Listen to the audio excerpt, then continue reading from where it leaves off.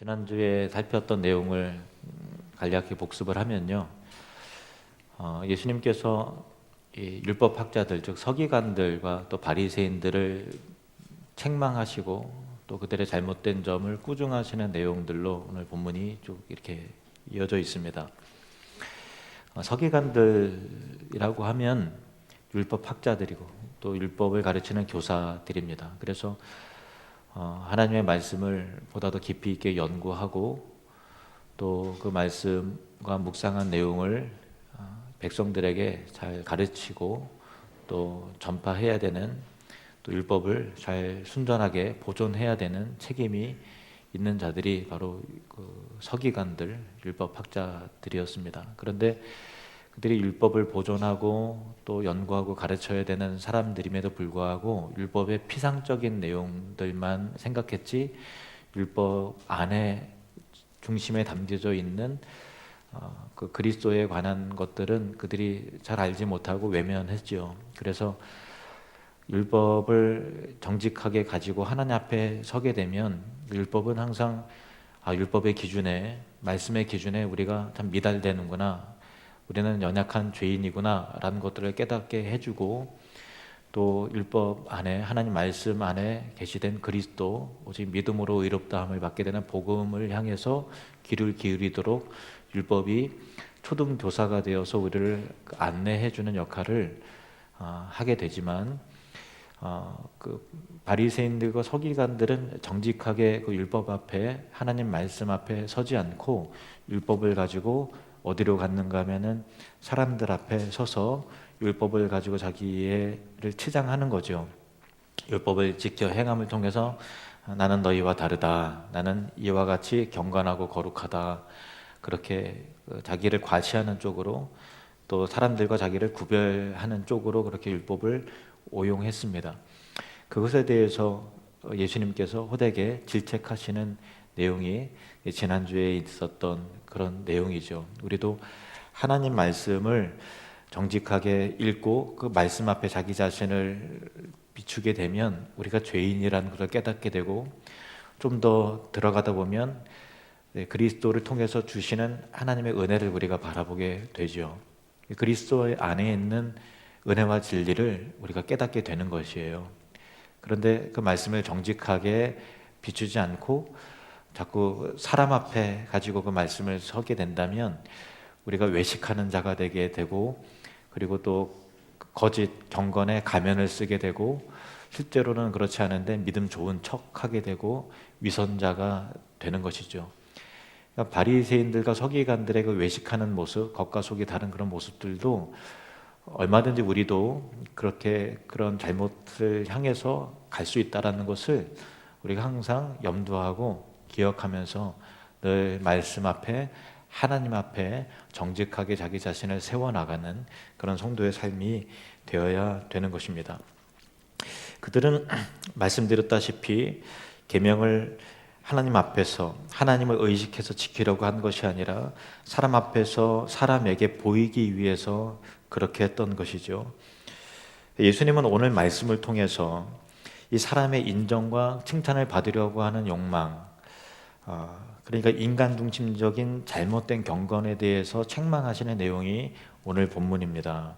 그래서 이 바리새인들과 서기관들을 빗대어서 나를 따르는 너희들은 바리새인들과 같이 사람들로 하여금 그 명예롭게 또 위대한 사람으로 칭함을 받기를 그렇게 즐겨하지 말라고 가르치시는 것이죠.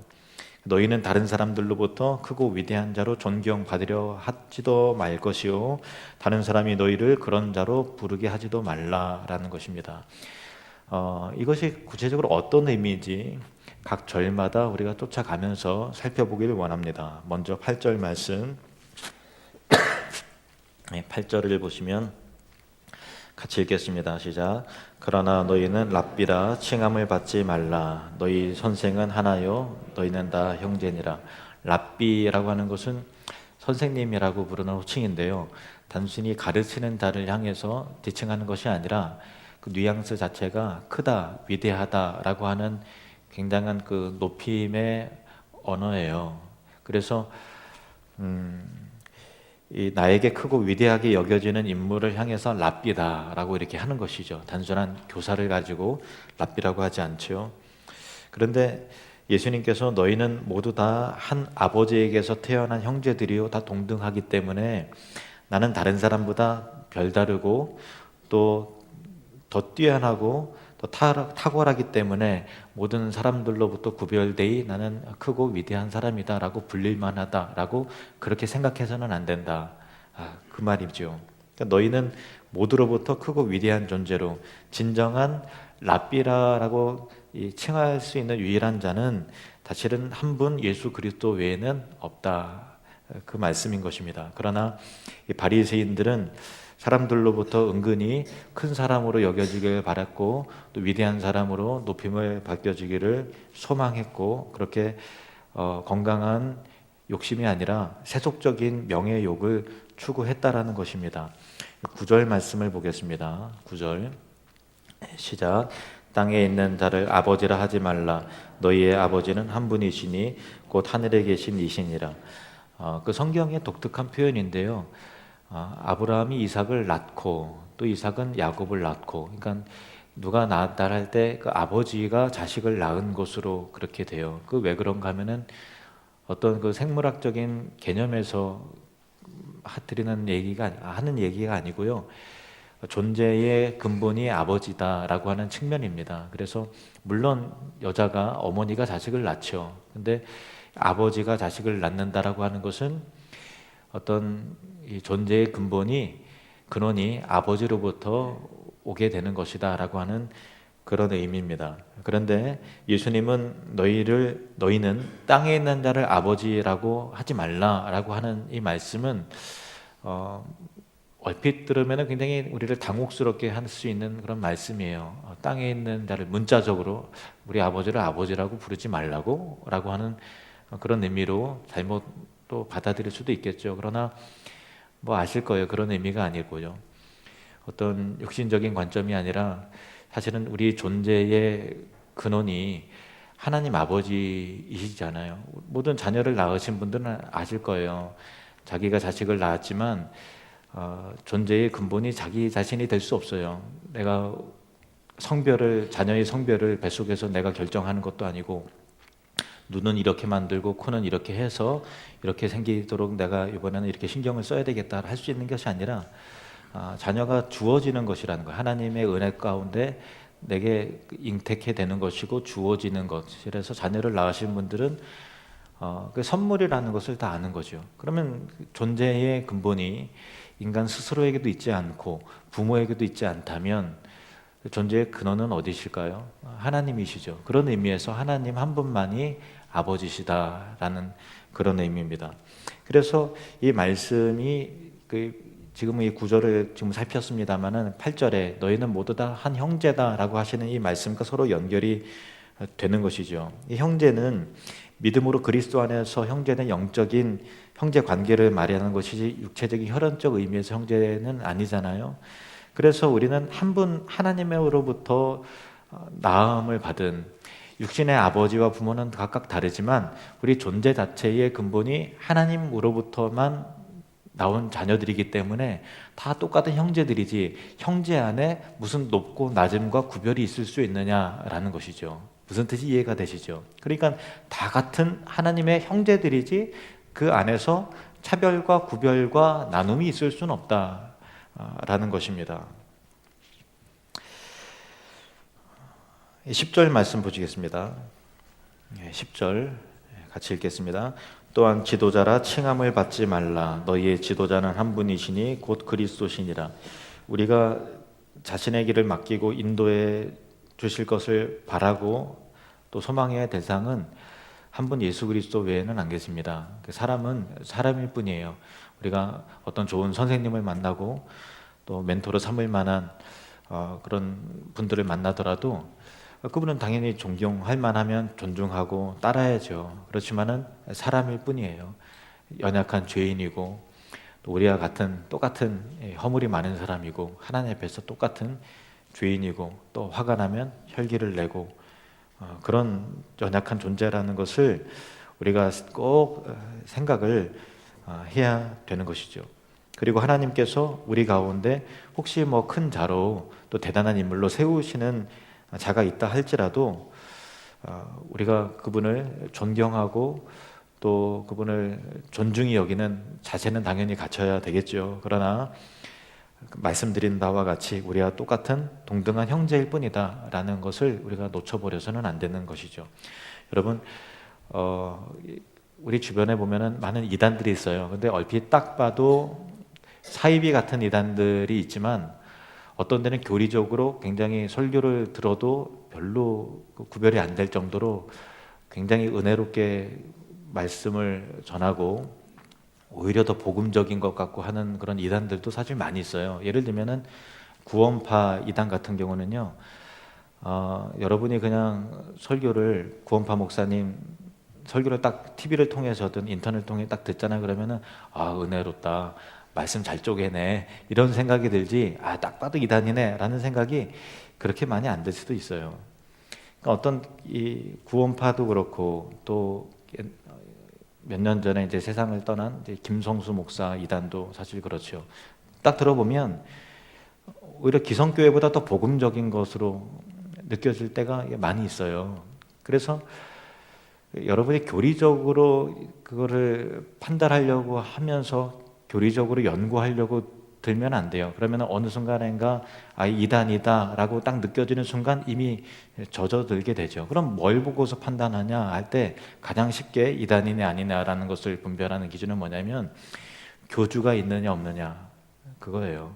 건강한 교회들은 교주가 없어요. 목사 한 사람이 그렇게 목을 매지 않아요. 그렇잖아요. 그렇잖아요.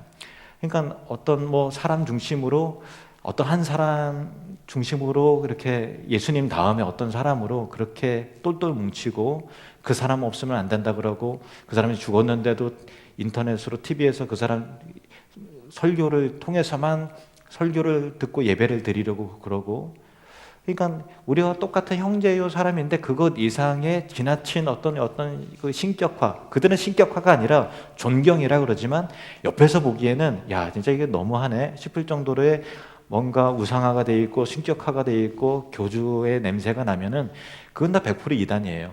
그러니까 교리까지 들어갈 필요도 없이 어떤 사람에 대해서 지나친 과한 존중과 대단한 어떤 그 위대함을 뛰어넘은 그 뭔가가 있으면 그거는 건강하지 못한 것이다 생각을 해야 됩니다. 고린도 교회는 거기까지는 아니었어요. 이 오늘 본문과 맥락과 고린도 교회가 잘 연관이 되기 때문에 말씀을 드립니다. 고린도 교회는 여러 가지 문제들이 있었던 교회였는데 대표적인 이 당파 싸움처럼 분쟁이 있었어요.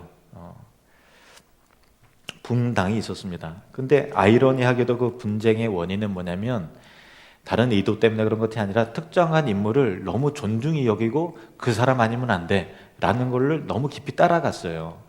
그래서 각각의 취향대로 그 사람들 중심으로 사람이 모이게 됐고, 그래서 나는 바울파다, 나는 베드로파다 뭐 이렇게 나눠지게 되는 것이죠. 자, 고린도전서 11장 11절에서 13절 말씀 보시겠습니다. 고린도전서 1장 11절에서 13절 말씀을 보시면 같이 읽겠습니다. 내 형제들아, 글로의 지편으로 너희에 대한 말이 내게 들리니 곧 너희 가운데 분쟁이 있다는 것이라. 내가 이것을 말하거니와 너희가 각각 이르되 나는 바울에게, 나는 아볼로에게, 나는 게바에게, 나는 그리스도에게 속한 자라 한다는 것이니 그리스도께서 어찌 나뉘었느냐? 바울이 너희를 위하여 십자가에 못 박혔으며 바울의 이름으로 너희가 세례를 받았느냐? 참고로 고린도 교회에 대한 내용을 말씀을 드리면요, 사도 바울이 이 고린도 교회를 세운 사람이에요.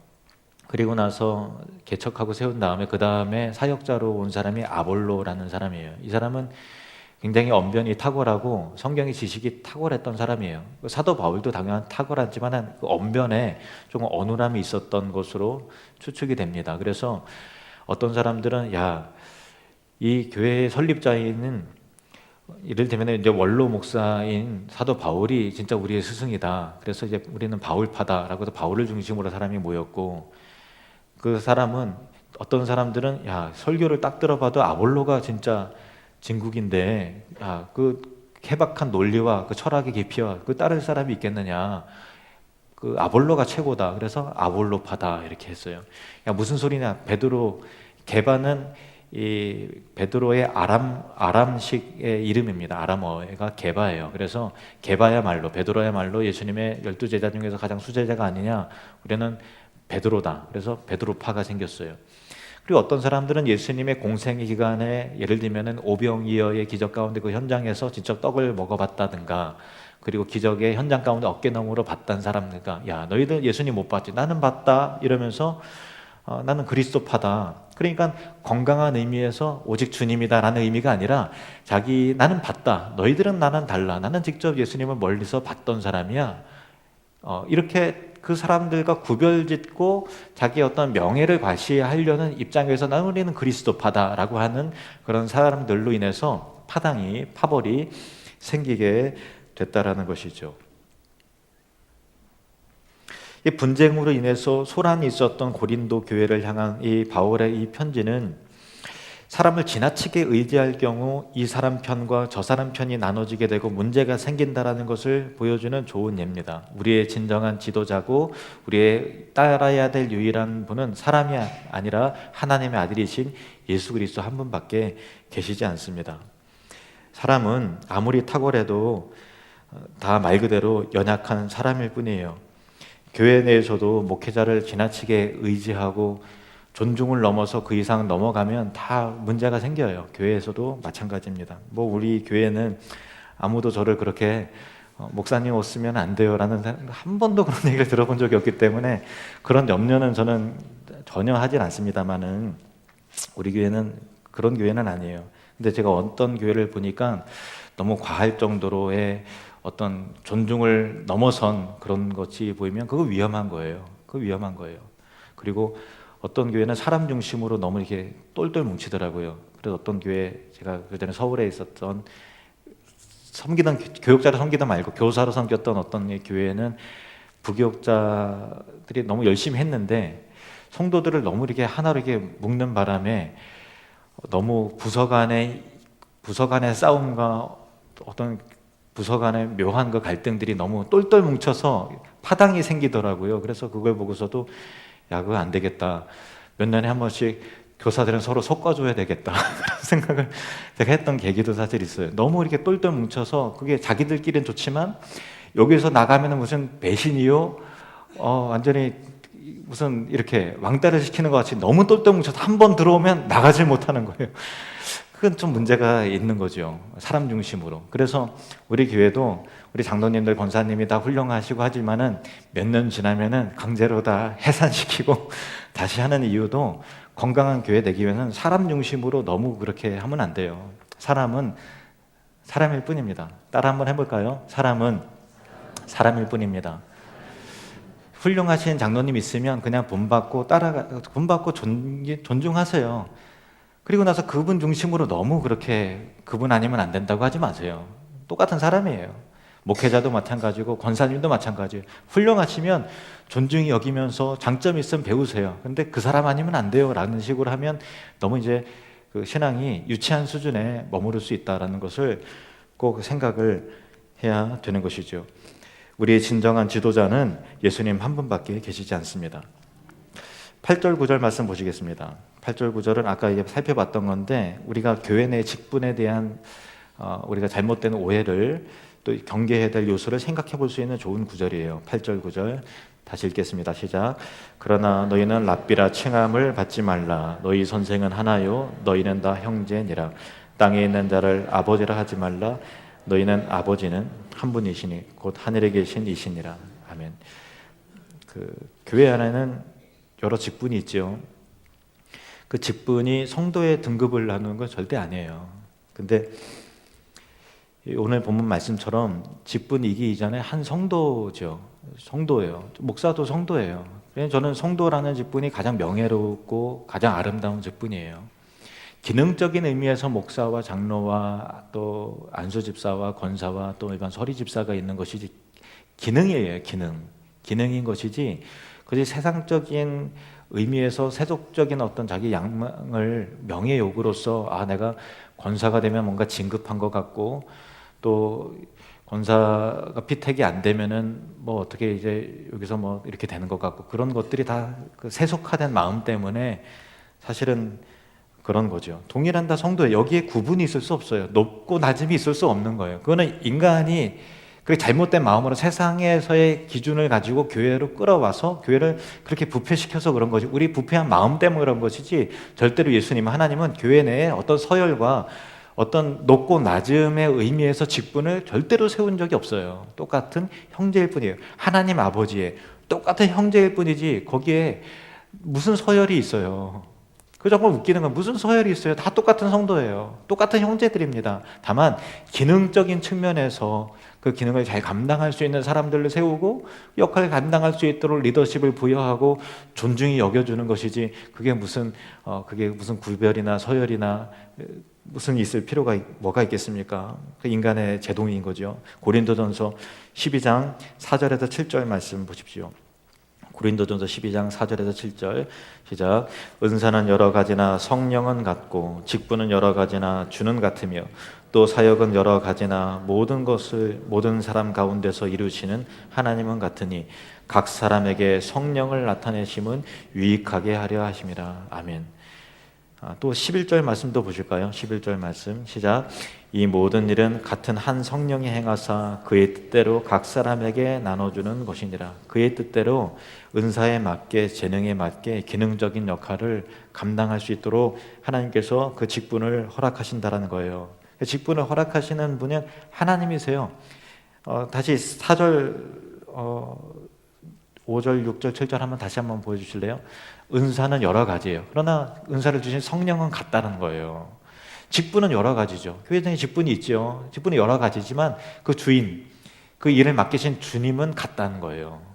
사역은 여러 가지가 교회가 있죠. 은사에 따라서 여러 가지 사역이 있죠. 그러나 그런 모든 것 가운데서 이루시는 하나님은 같은 하나님이다. 그래서 각 사람에게 성령께서 교회를 유익하게 하기 위해서 성령이 나타나심으로 직분도 주시고 은사도 주시고 또 사역을 맡기신다라는 것입니다.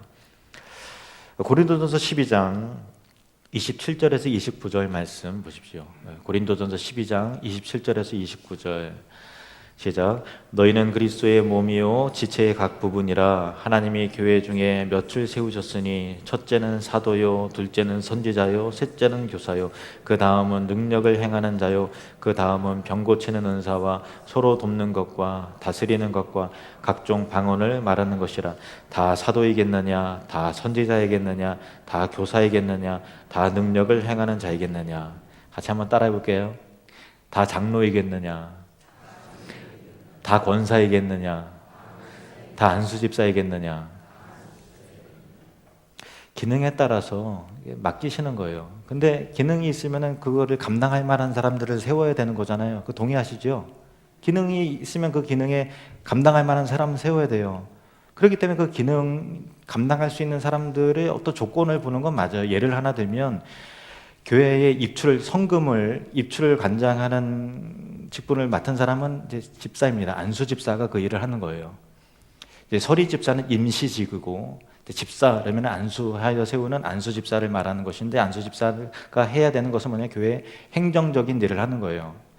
헌금 집계를 하고 지출을 관장하는 거예요. 그러면 잘 보세요. 상식적으로 생각해 보세요. 그러면 어떤 사람을 안수 집사로 세워야 되는 거죠?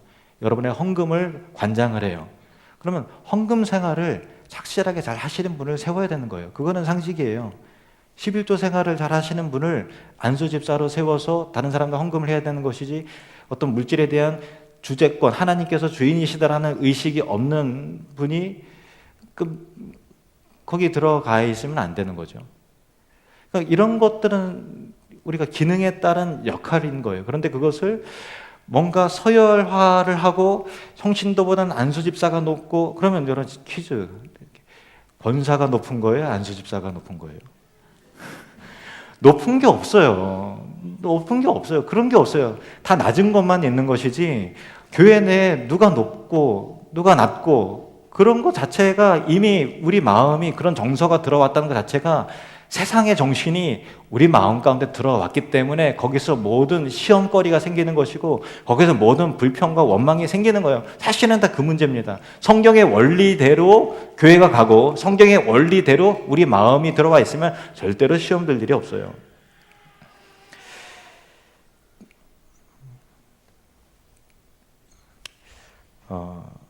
다시 본문으로 돌아가면은 서기관과 이 바리새인들은 스스로 랍비라 불려지기를 바라는 마음이 있었다는 거예요. 스스로 내가 이쯤 됐으면은 이래도 크고 위대한 나라로 이렇게 세워질 때가 되지 않았겠느냐라고 하는 그런 사람에게 높이 인정받고 싶은 욕망이 있는 것이죠. 사람에게 높임을 받고 싶은 뒤틀린 욕구, 야망의 실현, 그것을 교회까지 끌고 와서 내가 세상에서 못다 이룬 소원 교회 내에서 내가 해야 되겠다, 이 악한 생각 자체를 하지 마십시오. 직분을 통해서 사람의 인정을 받으려는 어떤 명예욕, 다른 사람들과 자신을 구별지으려는 권세의 욕망의 도구로 이해시키고 전락되어서는 안 된다라는 것입니다. 이러한 세속화로부터 여러분 자신을 보호하시길 바랍니다. 아멘 하십시오. 이 세속화로부터 여러분 자신을 보호하십시오. 그리고 이 세속화로부터 우리 교회를 보호해 주십시오. 내년에 임직식이 있을 겁니다. 우리 장로님들과 그래도 내년에 우리 교회가 30주년이 됐기 때문에 벌써 30년이 됐네요. 그래서 관례적으로 항상 5년마다 우리는 임직식을 항상 해왔어요. 근데 랍비라 칭함을 받지 말라, 이 말을 꼭 기억을 해요. 이 말은요, 여러분 직분을 거절하고 하라는 얘기가 절대 아니에요. 직분이 주어지면 직분에 맞는 역할을 그 위치에서 책임 있게 감당하시면 되고, 직분이 주어지지 않으면 또 그 위치에서 해야 할 일들을 숭성스럽게 감당하면 되는 거예요. 단 어떤 경우에도 직분이라는 것을 통해서 사람들로부터 높임을 받고 인정을 받으려고 하는 세속적인 욕망을 깨끗하게 지워내라는 거예요. 우리가 죄인이기 때문에 그 마음이 스쳐갈 수는 있어요. 그러나 안 돼, 이렇게 떨쳐버려야 된다는 거예요. 오래전 얘기인데요, 우리 당회에서 우리 장로님들과 함께 직분자 후보를 선정을 했습니다. 그래서 그것을 공고를 했는데 어떤 집사님이 이제 흥분을 해갖고 우리 장로님들을 막 찾아다니고 그리고 저를 찾아왔어요. 목사님! 이렇게. 제가 왜 후보도 안 되냐고.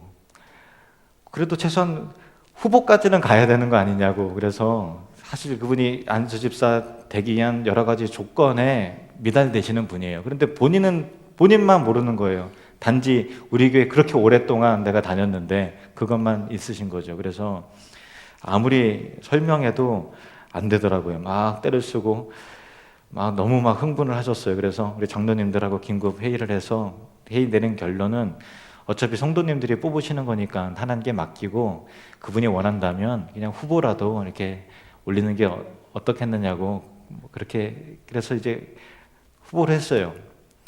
근데 여러분들이 딱 보면 아시잖아요. 그래서 떨어졌죠. 너무 안타까워요. 그래서 몇 개월 그냥 계시다가 교회를 떠나셨어요.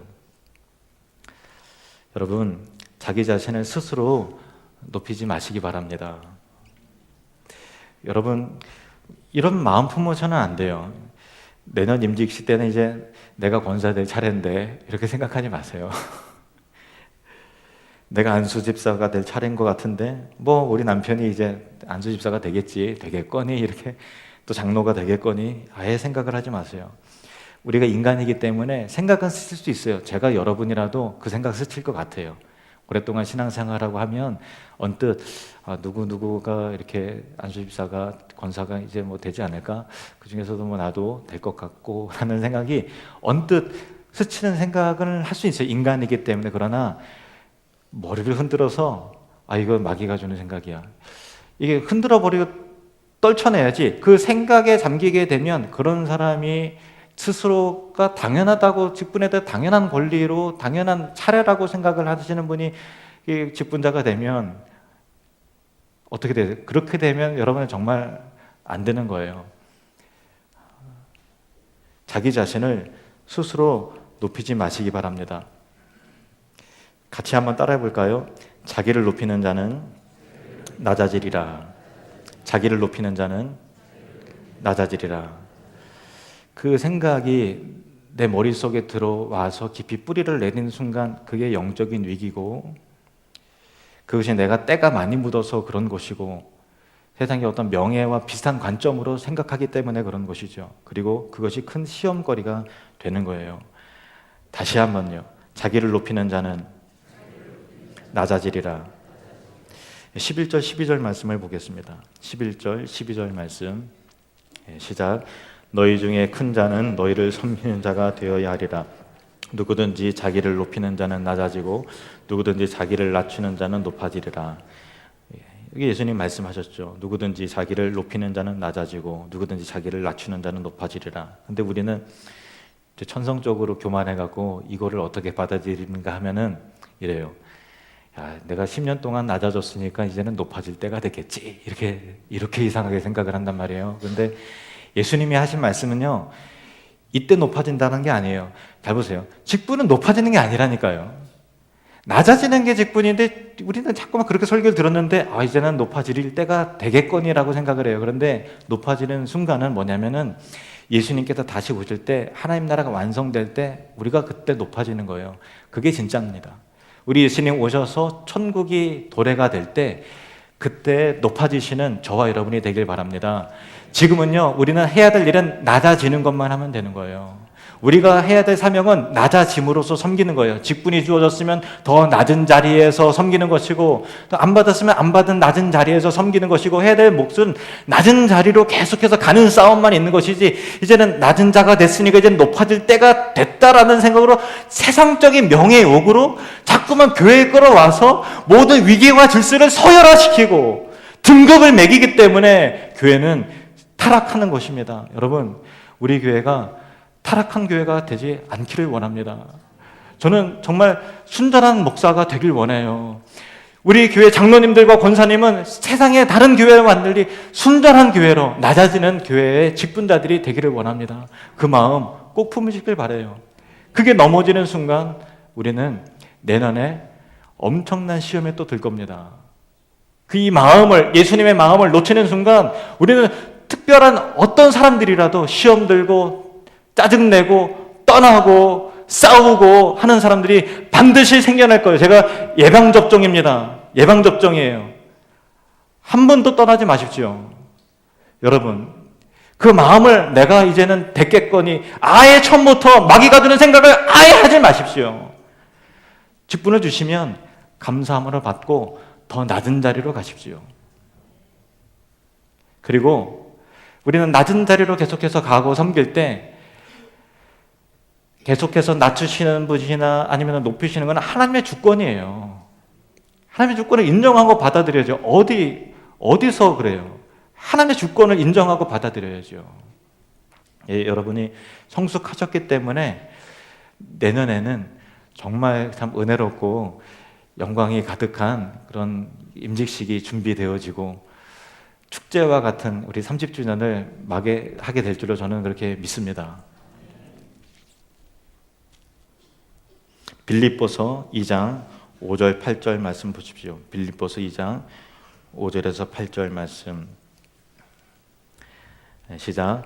너희 안에 이 마음을 품으라. 곧 그리스도 예수의 마음이니 그는 근본 하나님의 본체시나 하나님과 동등됨을 취할 것으로 여기지 아니하시고 오히려 자기를 비워 종의 형체를 가지사 사람들과 같이 되셨고 사람의 모양으로 나타나사 자기를 낮추시고 죽기까지 복종하셨으니 그 십자가에 죽으심이라. 아멘. 우리가 이렇게 구호를 외치고 그렇게 하지 말자 그래도 인간이기 때문에 섭섭한 마음이 들어요.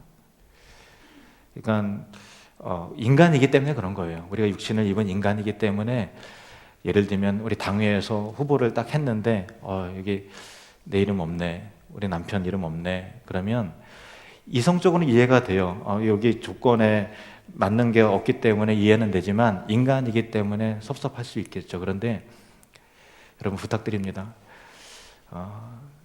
섭섭할 때 있겠지만 그의 다음 주가 되면은 웃는 얼굴로 교회에 나타나십시오. 그리고 그리스도의 이름으로 이겨내십시오.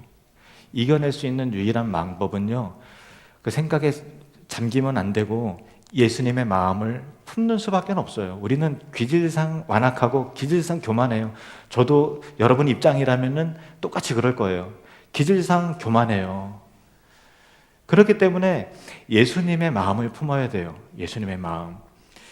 너희 안에 이 마음을 품어라 곧 그리스도 예수의 마음이니 그는 근본 하나님의 본체시나 하나님의 본체신데 동등됨을 취할 것으로 예수님이 여기지 않으셨다는 거예요. 예수님은 하나님이세요. 하나님의 아들이시란 말이에요. 그는 신이세요. 그러나 나는 성부와 동등됨을 취할 것으로 여기지 않았다라고 하는 겸손함으로 이 땅에 오셔서 육신의 옷을 입고서 십자가에 달려 죽기까지 복종하셨다라는 이 겸손하신 예수 그리스도의 마음을 저와 여러분이 꼭 품으시기를 바랍니다. 십자가 앞에 서시고 복음 앞에 서시고 하나님 앞에 서시는 모든 성도 되시기를 주님의 이름으로 축원합니다. 기도하겠습니다.